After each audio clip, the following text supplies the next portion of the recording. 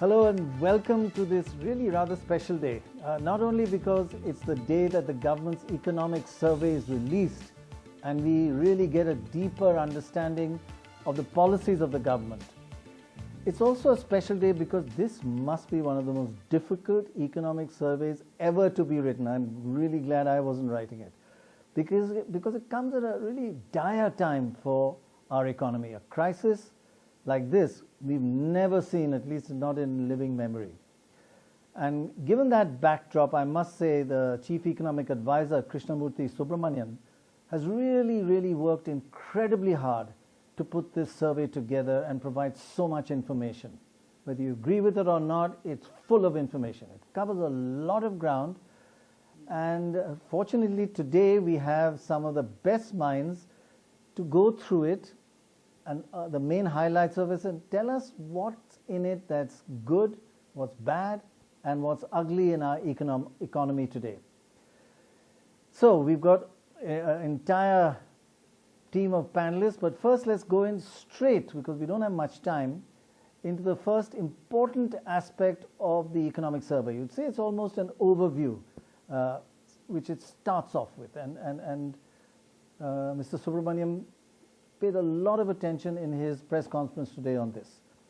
And this is what it is. This is what basically the economic survey first talks. If you look at the graphics highlighting the main aspects of the survey, you'll find that it talks about India's response to the pandemic. First, it says there was a swift and effective lockdown. Now on that, I think we all agree it was very swift, 4 days after decision, and I think we have been through this in many of our telethons to show that it was an effective lockdown. It really did flatten the curve. It also did it have it saved lives, did it save livelihoods? We'll come to that. It also says it was a humane lockdown, and basically it says it's humane because it focused on lives rather than livelihoods, because the economy can bounce back, but lives that are lost cannot be recovered. I think there's one huge area, if you ask me, and we've focused on this before, but by calling it humane and not mentioning, or I didn't see it very often mentioned, the migrant problem, the migrants that went through torture during that lockdown, humane may have not been the right word.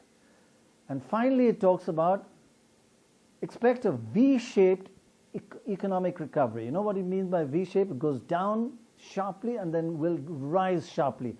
And let's have a look at what it's suggesting. It's suggesting that the economy will go down by about, let's have a look, a V-shape. If you look at that's the 2009, and we just hold it there, the 2009 level of GDP, and it'll go down 7.7%. The IMF is saying 8, but you know that's the same thing.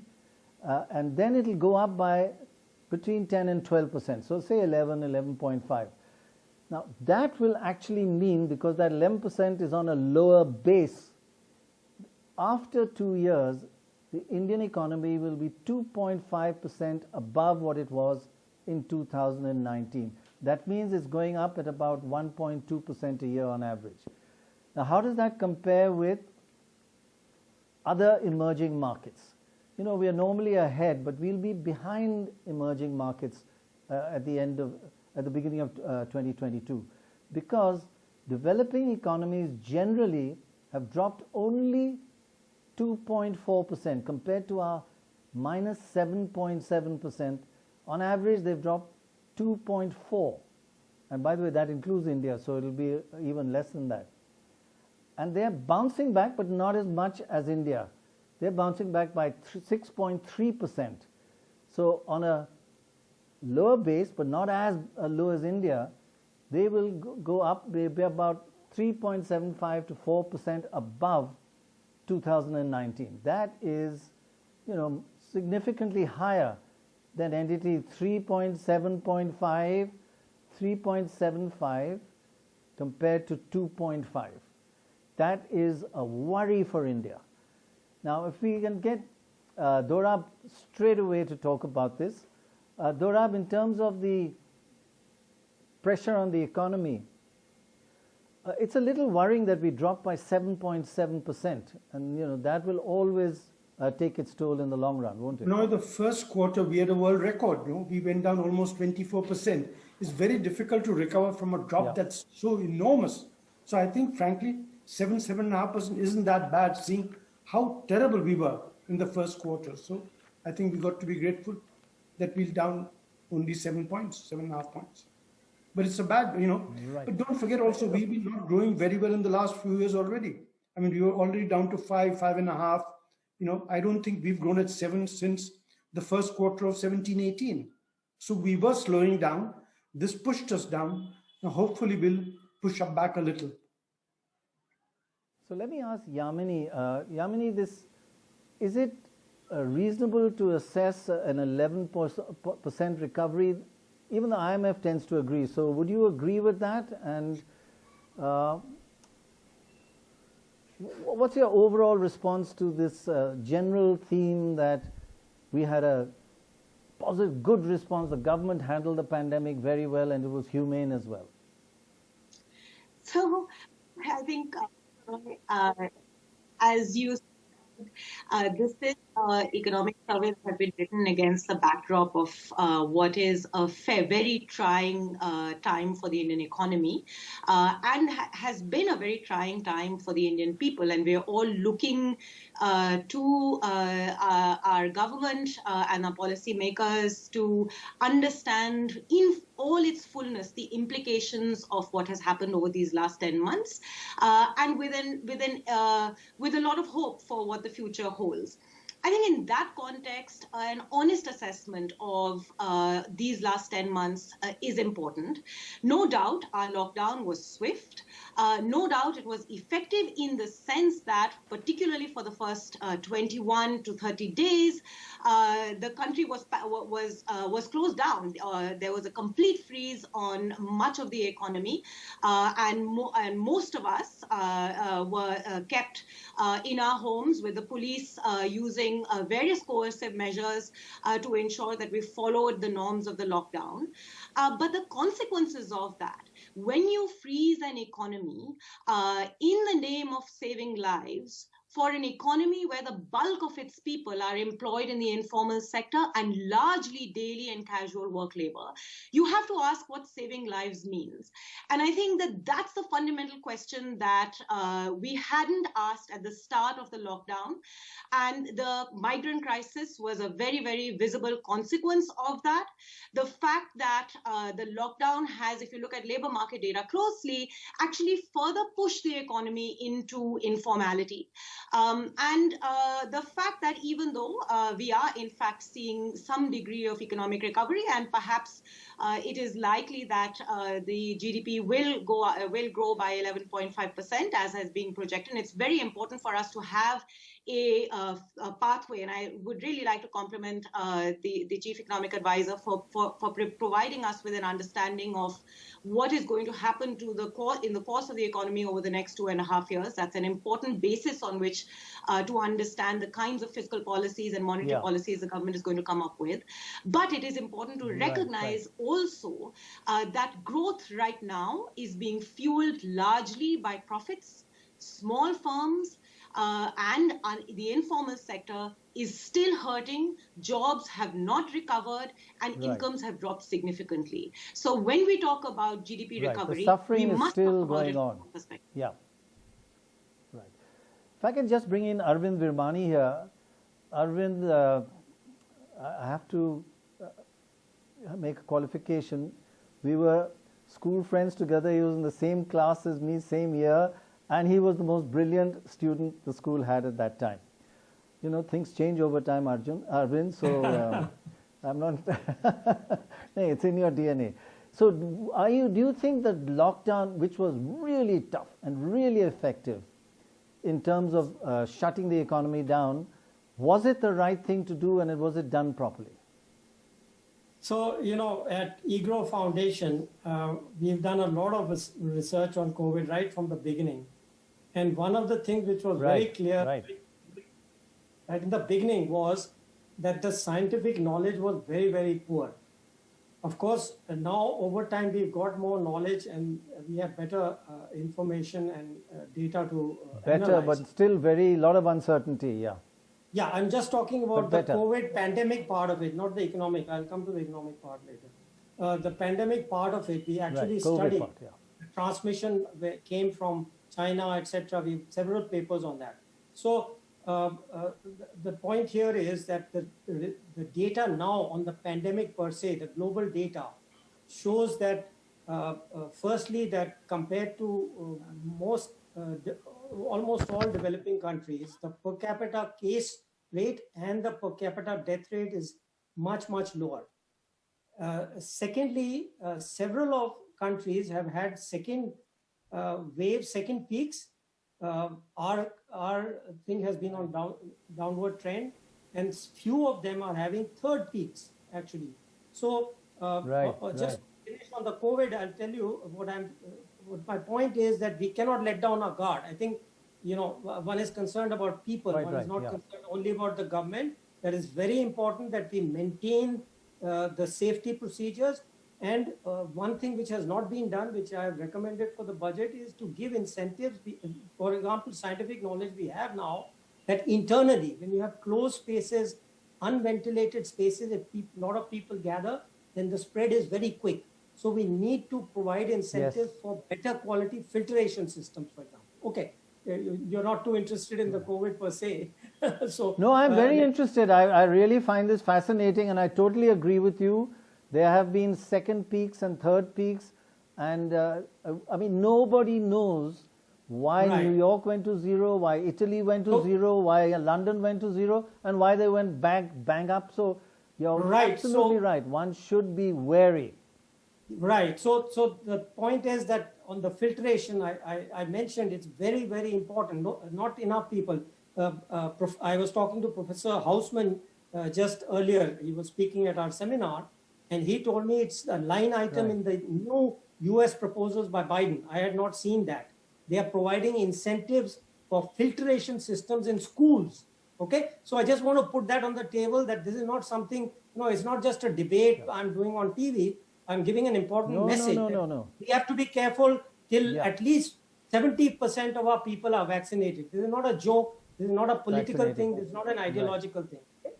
Now, the economic... It's based on science. I'll just come back to you, Arvind. I'll just come back to you on the economy. I want to bring in Onkar at the moment. Onkar, do you feel that the basic trend, the theme of the survey about the lockdown and about government response, a little less critical or objective than surveys normally are? It's like, everything was fine, and it was a tough time, and mistakes were made. And I think, it was great to have a fast lockdown, but the implementation, where you had millions of people, migrants with their children, one of the worst human tragedies I have ever seen. Implementation. So Prannoy, can you hear me? Very clear. Can you hear me? You can. Can you hear me? Because I can only see Very clear. I can only see myself. Very clear. Good. Thanks. So I have never known of an economic survey which is going to be seriously critical of government. There's never been one. Okay. Even to my mind, the finest economic survey that ever occurred was one written by Ashok Desai when Manmohan Singh was the finance minister. And even that was not sufficiently critical of government. So I'm not going to take the present chief economic advisor to task for not being sufficiently critical of government about the lockdown, about the fact that a lot of poor people got into a great deal of trouble. But let me take you on to something else. And let me take you on to two things. First, the positive, which is conditional on it being an economic survey written by the chief economic advisor, who is an employee of the Ministry of Finance, Government of India. I must say I expected a much worse economic survey, so I'm impressed by the fact that it is much better than what I expected. The second is my concern. And my concern is this, okay? If you were to take, and give me a couple of minutes, okay? If you were to take the 23.9, if you were to take, Prannoy, the 23.9% drop in the first quarter of this year, which is April-June 2021, followed by a 7.5% drop in the second quarter, which was quite impressive, because from 23.9, it was less, it was 7.5. Even then, the first half, the GDP, real GDP, that is GDP without inflation, dropped by 15.7%. Now, it is being said for the year as a whole, the drop will be 7.7%, which means that for the second half of the year, the drop will only be, in real terms, 0.1% compared to the same second half of the previous year.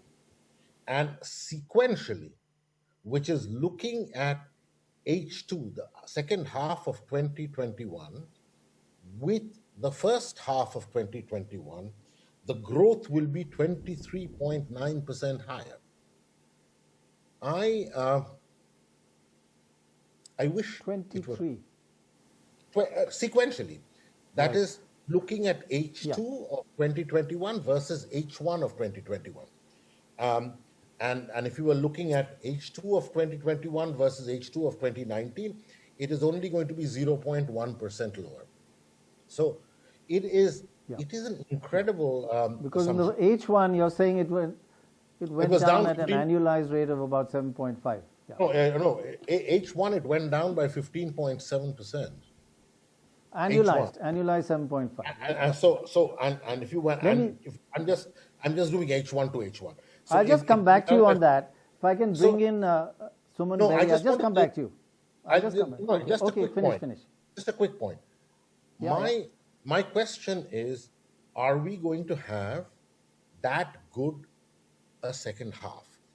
If we have, more power to everybody's elbows, including the countries. But if we don't, there may be some trouble. And that might reflect on the budget.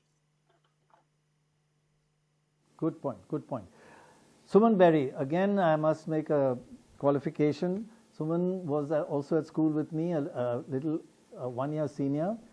And if there was anybody who could match Arvind Virmani, it was Suman Berry, who went on with scholarships and Oxford and Cambridge and the works, and I can't even keep up with his, and then the World Bank for many years, and very respected. Suman, just give us an overall view of the economic survey and its analysis of our response to the lockdown. Thanks, Prannoy, and thanks for the privilege of being on the show. Look, I accept, or I echo what you have implicitly said about the, about the tone of the discussion on COVID.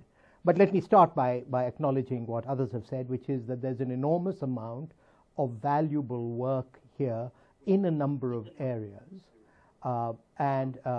So this is not in any sense a criticism of the industry of the chief economic advisor. But what I'm missing, Prannoy, is the chapter 1. As you know, in the United States, the Biden campaign has been talking about building back better.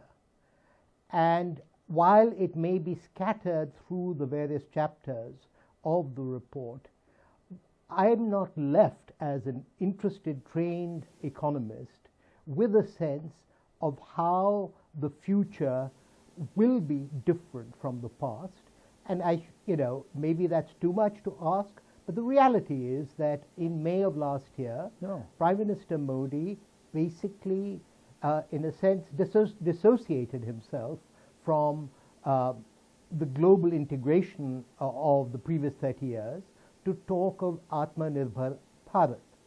So I was expecting some sense from the economic survey of what the elements of that new growth model might be.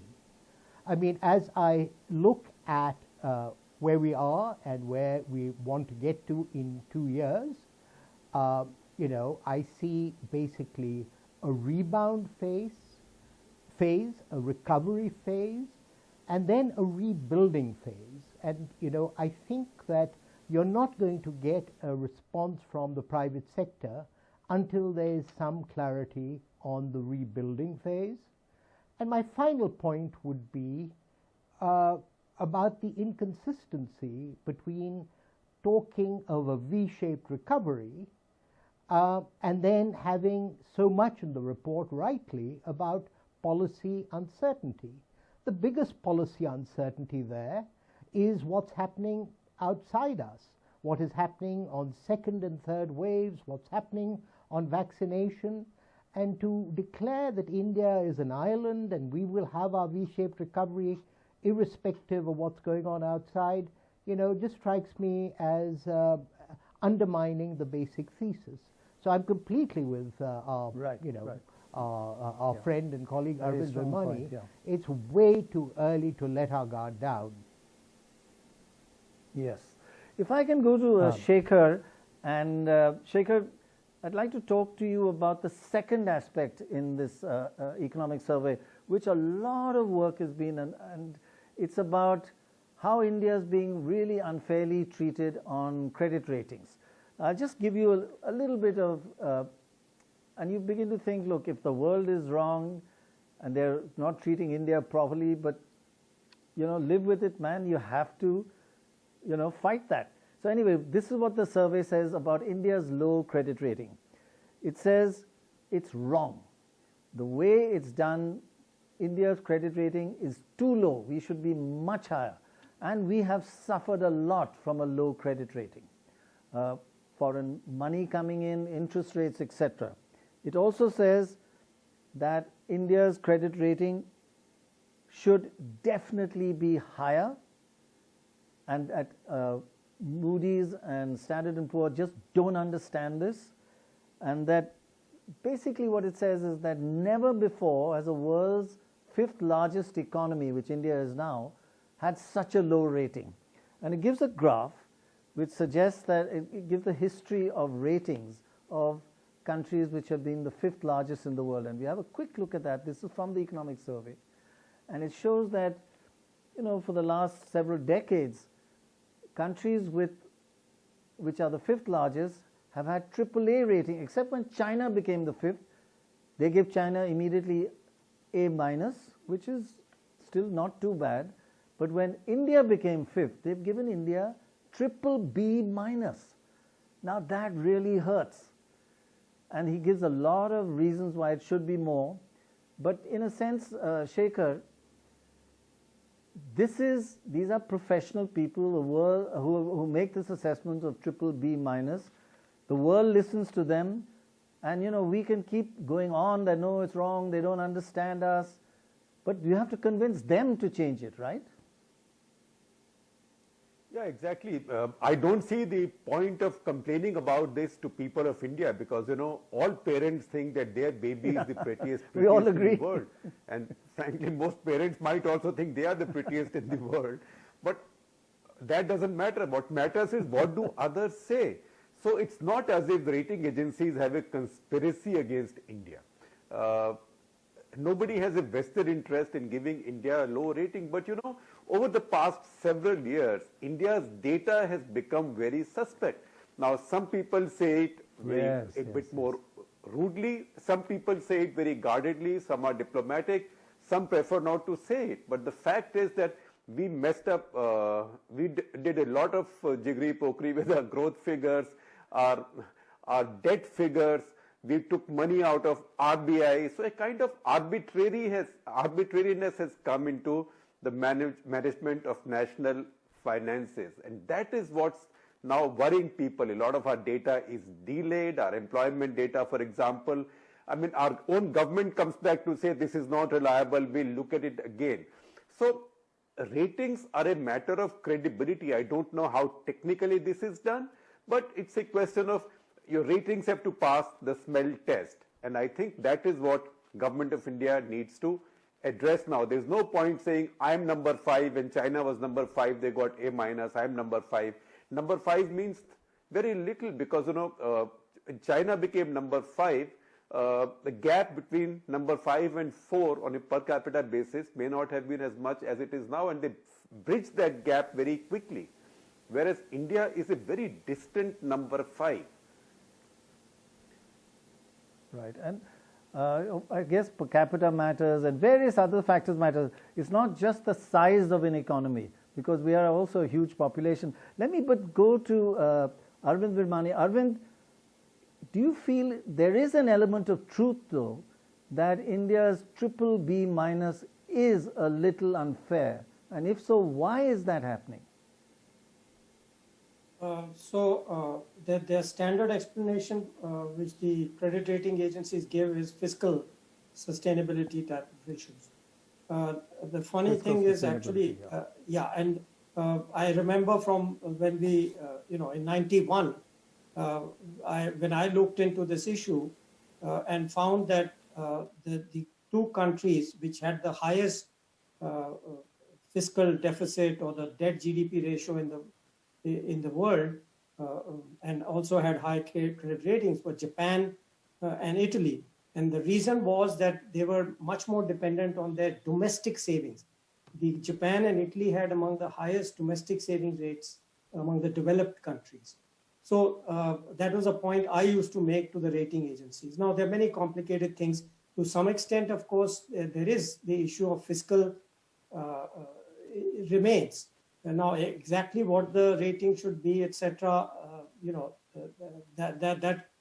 there can be room for disagreement. Right.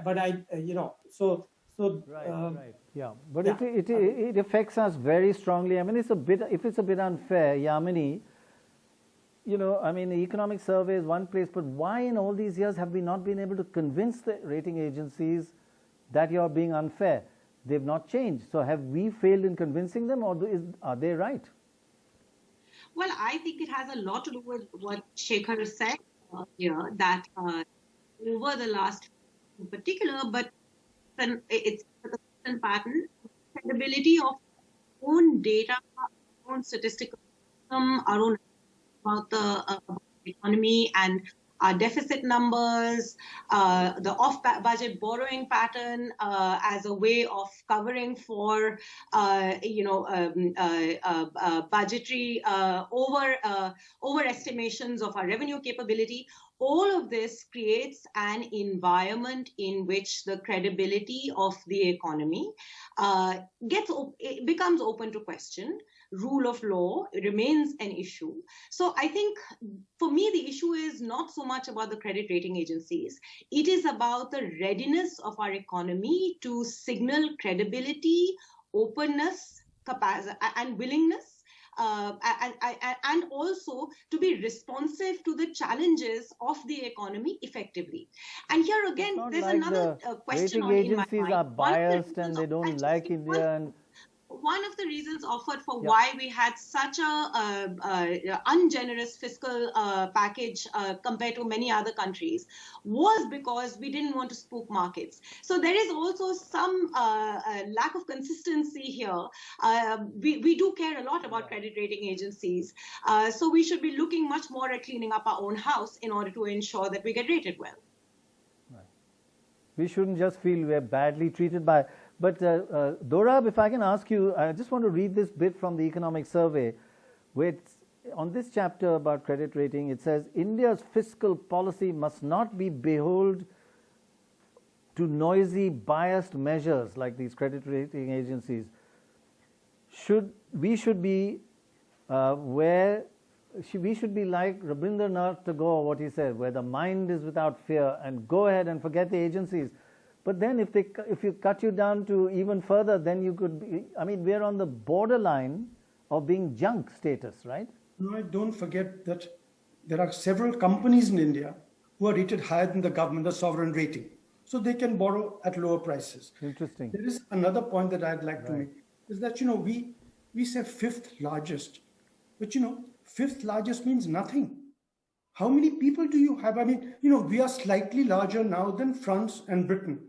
where our population is 20 times theirs. I mean, what is the problem? I mean, by the way, I do think they're slightly biased because do you remember in 2007-8 when we had the crisis and there were the PIGS countries, Portugal, Ireland, Greece, Spain. Spain had 40% unemployment rate among the youth. They were still A.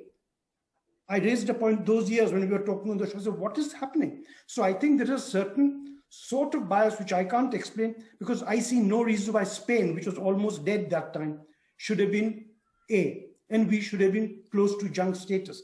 But on the other hand, Shekhar and Yamini have said, I mean, our books are a bit dodgy.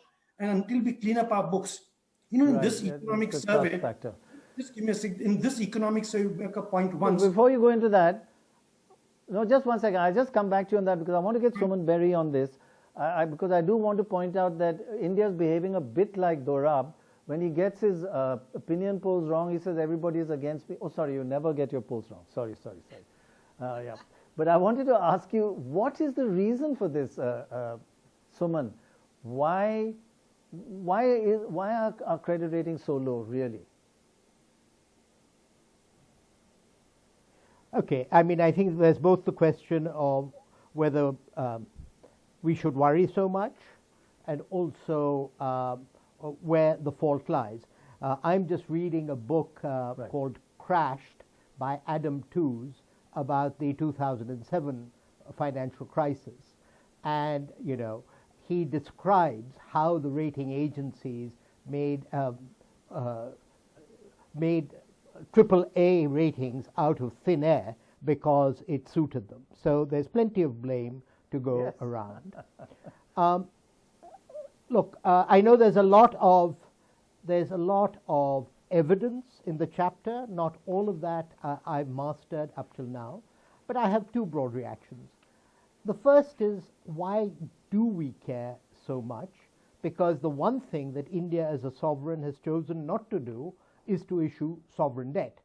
And as somebody has already pointed out, some of our blue chip companies have a higher rating than us.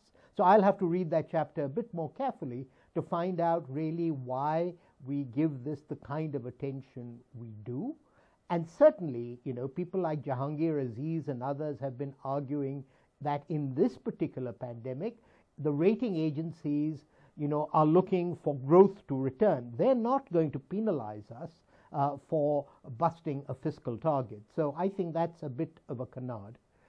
What I can say, Prannoy, having been in conversations when I was in the private sector, is that India, that used to have a reputation for institutional solidity, data integrity, as Yamini has mentioned, and policy consistency, has been losing this. And I think the point that was made on fiscal is partly correct, but it would be more correct if we actually had sovereign debt, which is to say that we are a little bit, we are a little part of Latin America in Asia in, as it were, our fiscal incontinence and in our inability to raise our fiscal ratio, our tax ratio. Now, yes, we have a great deal of foreign exchange reserves, but really, China solved its fiscal problems in 1994. Arguably, in 2021, we haven't. So, these are the respects in which our growth model is, as we've discovered also in the pandemic, is seen as more fragile than that of the Chinese. I'll stop there. Right. Can I? Yeah, thanks. I just wanted to bring in Onkar here. Onkar, firstly on this issue about credit rating and are we being unfairly treated, the other issue which I'll just highlight from the budget is the budget talks about how to reduce poverty. You mean the economic survey? You mean the economic survey? Yeah, we just have a look in the economic survey, sorry. Yeah, that's in another 2 days. The economic survey says about reducing poverty. These are like 3 factors it says. If we just have a quick look at some extracts from that chapter on how to reduce poverty, It says growth will reduce growth versus inequality. And it says poverty is reduced 87% because of growth, and then it goes on to say it is reduced only 13% because of increasing or less inequality, increasing equality. So it then goes on to say, really focus on growth. Don't think too much about inequality in our society. Now, is there a message in that? How much do you agree with this? 100%. It gives a lot of data. Let me take the second. Prannoy, let me take the second part first. Growth versus reducing inequality. There's no question. The data across successive rounds of the National Sample Survey absolutely shows that if you have consistent growth, as we did, especially in the second half of the 90s and right up to 2013-14, if we have that kind of growth, poverty goes down. There's no question that, and whether it is 87% or 88% or 85% is because of growth, there's no question that more than 4/5 of the reason for reduction in poverty is consistent growth, not a one-off growth, but decadal after decadal growth. And there's absolutely no question about it.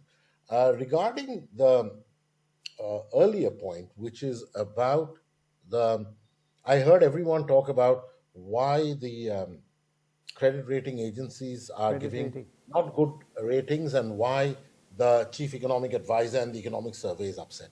So my answer would be grow up. Just grow up.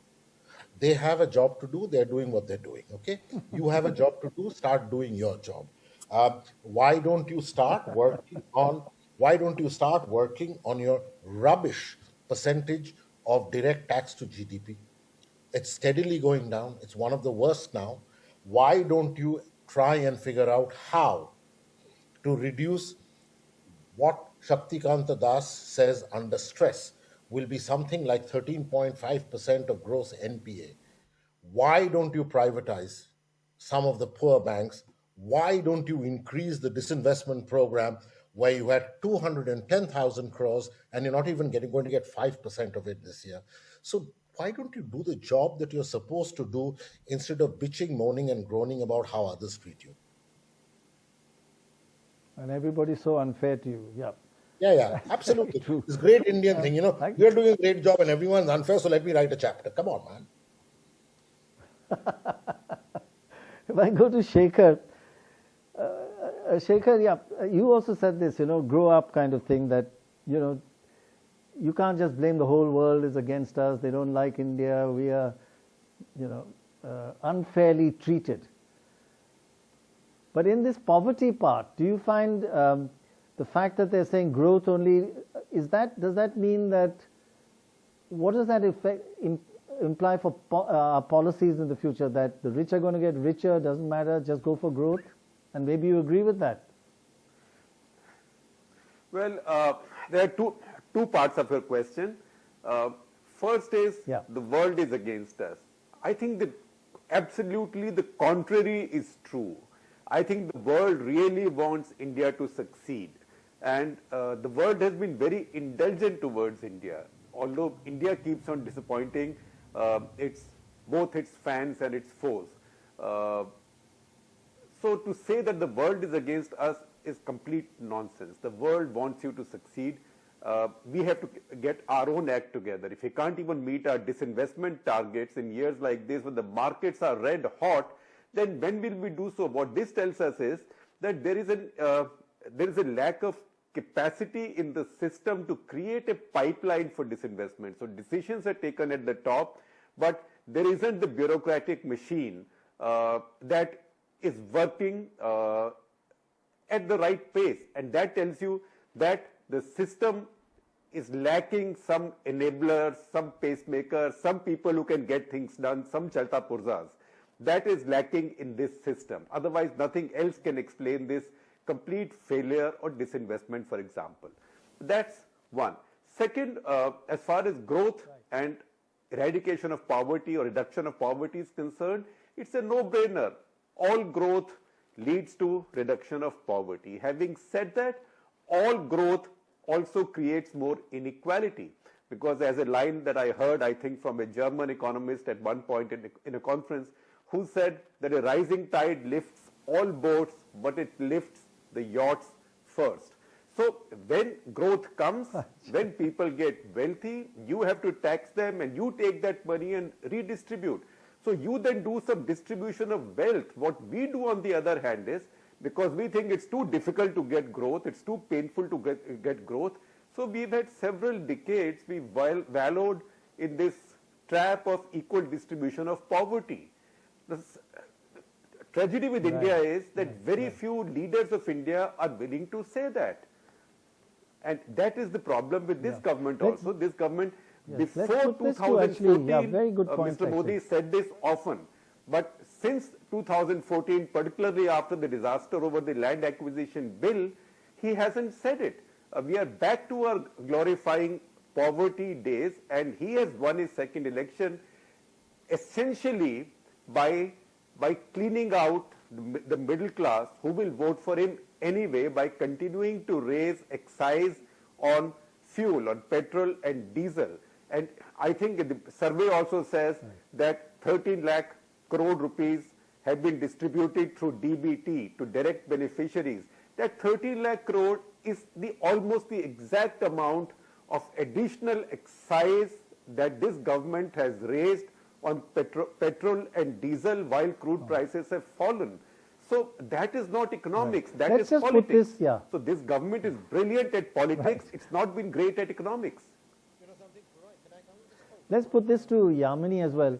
Yamini, when we're talking about growth being the main driver of reducing poverty, one also must think of employment and employment generating growth, just not any kind of growth. And I want to bring in another aspect of this. Along with that, if you can also consider another big aspect which this survey goes into, and that is the pandemic and its impact. And what it says is that one great thing that this pandemic has done, it's made healthcare take center stage. If you just look at but the only problem with that, and I was really struck by some data which Arvind Subramaniam, a previous chief economic advisor, gave me just a couple of days ago. Just look at that.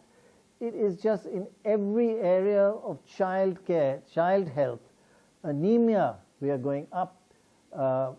If we look at stunting, it was getting better and better, that's flattened out. If we look at diarrhea, it was going down, it's back up again.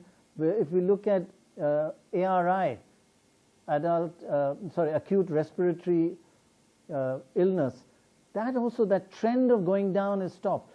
So healthcare takes center stage, yes, but why is this trend, why is it not continually going down?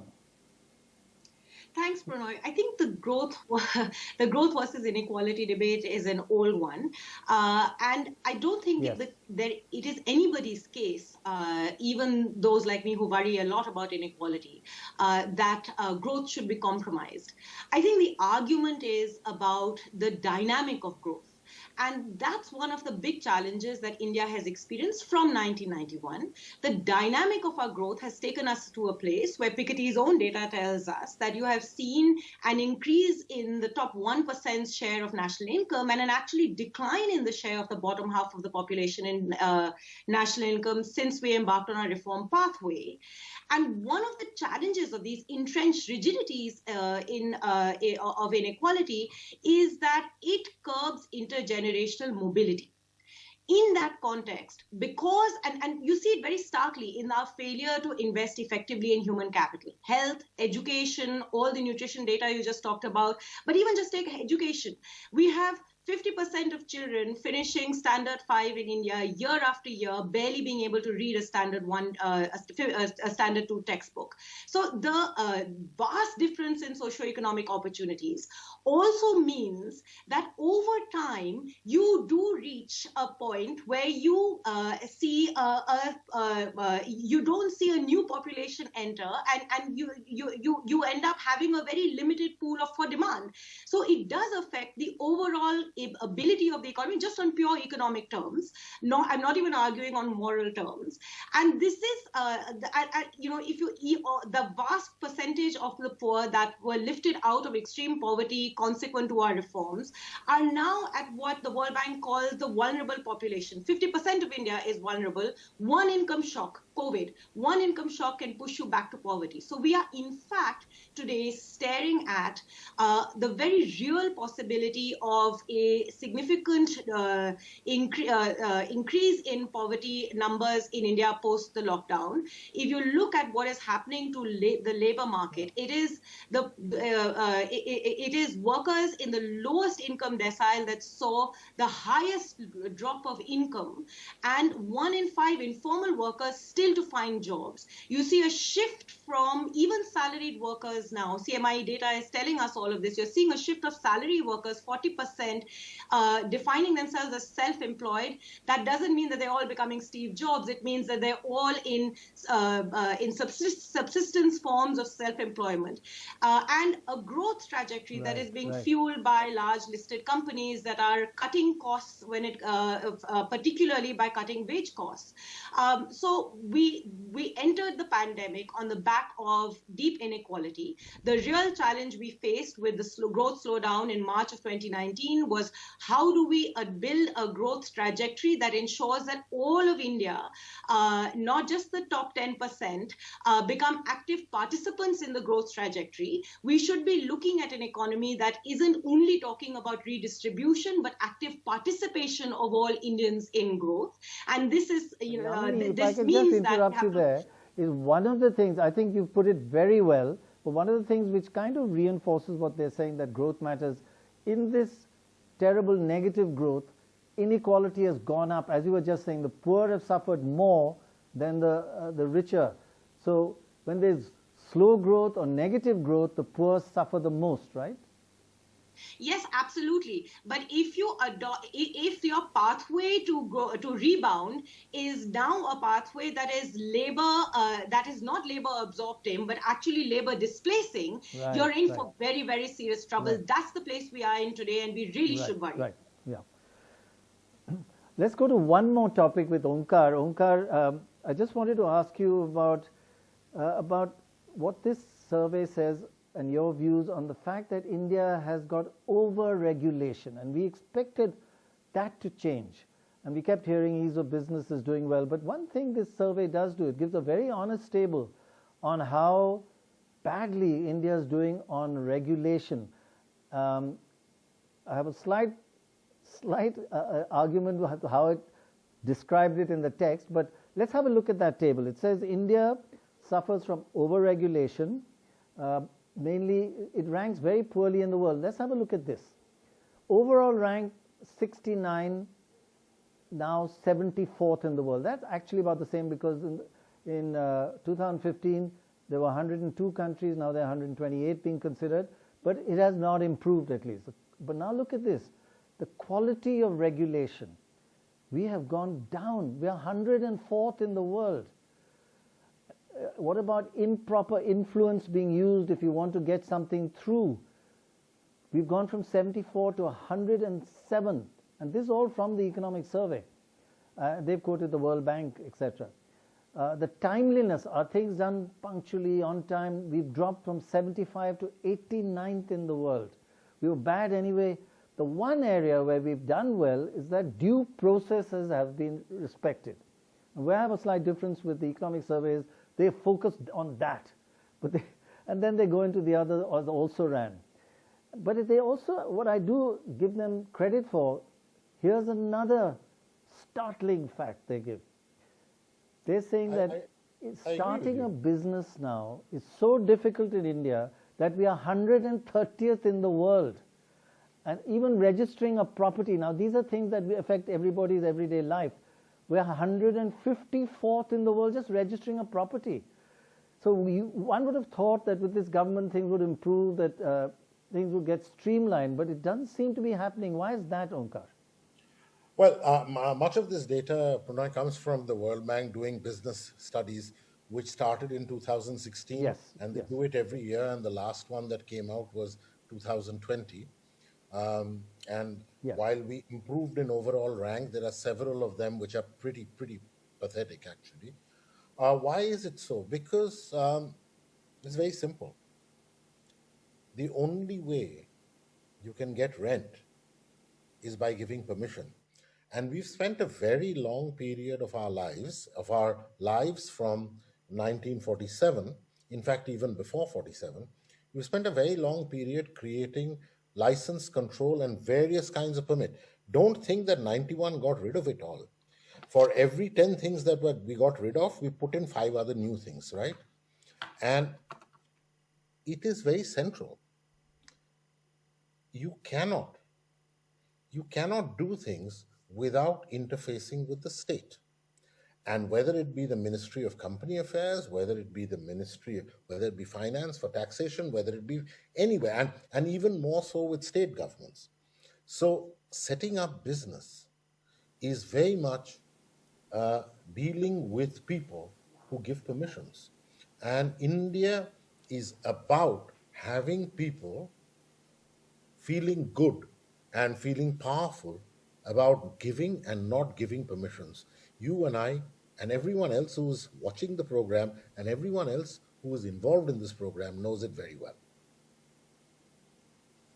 In other words, that people in power, bureaucrats and politicians, you said rent, I think just clarified, they collect rent. That means they collect money to do things. Yeah. No. By rent, it does not have to be bribes. By Power, rent, it is a notion that's of right. power. Please explain that. It's a notion of power. It doesn't necessarily have to be bribes. Sometimes you can get everything done by just sitting with the guy, having 3 cups of tea and good words. But you wasted your time, which you should have normally done otherwise. So it's not about necessarily always bribes, though bribes are not unimportant at all. Right. But it's about power. And it's about disproportionate power where you are the supplicant and the other person gives. Right, yeah, right. Is this asymmetry between the average citizen and the people in power. Dora, the trouble with you Parsis is that you don't give people cups of tea, you don't do all that. So how do you get on in India as per this economic survey? I think this applies to our public sector companies. People just don't want to let go, and I think that is what is causing the problems that we face, whether it's voluntary or involuntary. I mean, what explains Coal India being still not privatized? Let me give you just one quick example. In 2002, they sold Hindustan Zinc to Mr. Sterlite. The value of their company has gone up 66 times, while the index has gone up 15 times. I mean, you sold it, you can unlock enormous value. There is value in these places, but the government holds them so nobody gives them.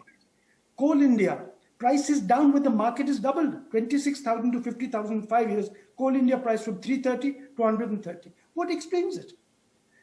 They just, we are strangulating ourselves, strangulating the economy. I think we've got to let go. I mean, of course, we can't let go entirely, but I mean, there has to be reasonable regulation, which we don't have. We just have too much of it. I just asked Shekhar this. Shekhar, one would have thought that this over-regulation somebody would have addressed it in this government. We've learned so much from the past, the Congress government, the license Raj, that it created this terrible inequality in terms of power, as Onkar was saying. It hasn't. It's just as bad as ever. Why is that? And is there a reason behind it?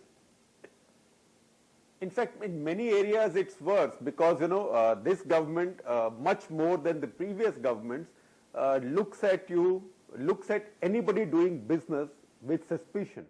So when you start making laws, presuming that people will break them, then you bring back quota, control, license kind of regime back. And it's a situation also now where nobody wants to put pen to paper to say that this is done. So I think while there's a lot of talk about ease of doing business, there is an sense of improvement in some rankings, but shutting down a company even today is a big challenge. It's one thing to set up a company, but shutting down a company is still a challenge in the country. And there are so many regulations, so many things in our country are now moving online. But what moves online also has to be preserved. Offline, what is offline also has to be photocopied. What is photocopied also has to be attested. Now, how many times in a normal lives do we have to attest copies of our PAN cards, of our Aadhaar cards, or of our passports? In each case, attest it at front and behind. So, in our country, we are a special country, special culture. We don't go from one janam to another, one birth to another. We live several janams at the same time. So we are online and electronic, but we are also physical. What is physical is also photocopied. What is photocopied is also attested. All simultaneous. What is attested will fade over time. And what fades over time will end up in courts. That's the issue with a lot of our property records. And with all this, we want our... with all this, as you're describing it, we still want our credit rating to improve. Chalo, just a bit contradictory. Let me go to Suman Berry. Suman, just some quick final thoughts, and then I'll go to Yamini for the last word on this. Final thoughts on the survey and what we've learned or not learned from it. Returning to the growth employment nexus earlier, Prannoy. Look. There's a fundamental contradiction between, as it were, increasing employment and increasing labor productivity. Okay, I mean, a country gets rich by increasing labor productivity, and but that can be at the expense of displacing existing workers, automation, what have you. To me, that is why we need fast growth. The only way of reconciling increase in employment and increase in labor productivity is fast growth. And that is, very good point, yeah.